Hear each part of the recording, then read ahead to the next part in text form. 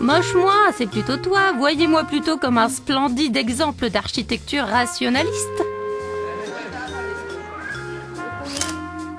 Qu'est-ce qu'elle est arrogante, celle-là? À Torino, Marco, c'est l'homme qui fait parler les monuments de la ville. Et pas seulement les deux plus hauts tours du Centro Città. Les statues, mais aussi les nombreuses fontaines qui parsèment le pavé turinois. Ornées de la tête de taureau qui sert depuis toujours d'emblème à la capitale du Piémont, elles savent tout de ces 2000 ans d'histoire. Turin prend son nom du latin Augusta Torinorum. Mais, à la différence de ce que l'on croit généralement, il est fort probable que le nom ne vienne pas du culte du taureau, mais plutôt de la racine du mot tor. Dans la langue des premiers occupants de Turin, ça voulait dire montagne. Et en partant de ce mot tor, les Romains ont finalisé le nom en attribuant à la ville le symbole du taureau.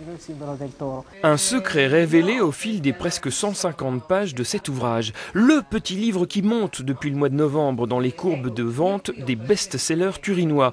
Une histoire de Turin en bande dessinée, fruit d'une rencontre entre un dessinateur dont la fantaisie BD-phile n'a jamais cédé devant un beau récit, même austère à raconter, et une historienne qu'une carrière passée à enseigner la grande histoire a rendue amoureuse de la petite.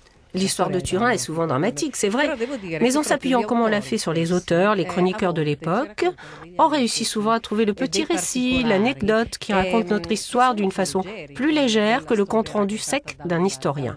Et puis, en faisant parler les monuments, en faisant se rencontrer les personnages historiques avec des gens de notre époque, on brouille un peu les pistes. On va même jusqu'à faire parler les fameuses momies du musée égyptien de Turin.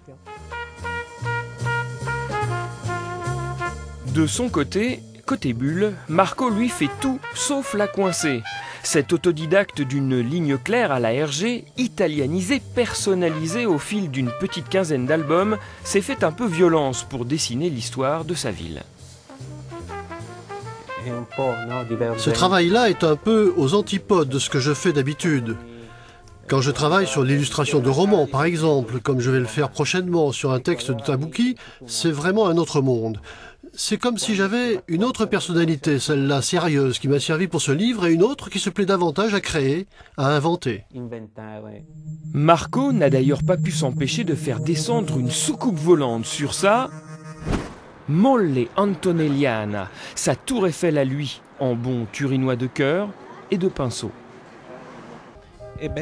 Turin est très intéressante à dessiner, son centre et même ses quartiers moins connus. Ces bâtiments figurent dans tous mes albums. À une époque, j'avais envie d'en partir, mais plus maintenant. Cette histoire de Turin, pour moi, c'était devenu une nécessité.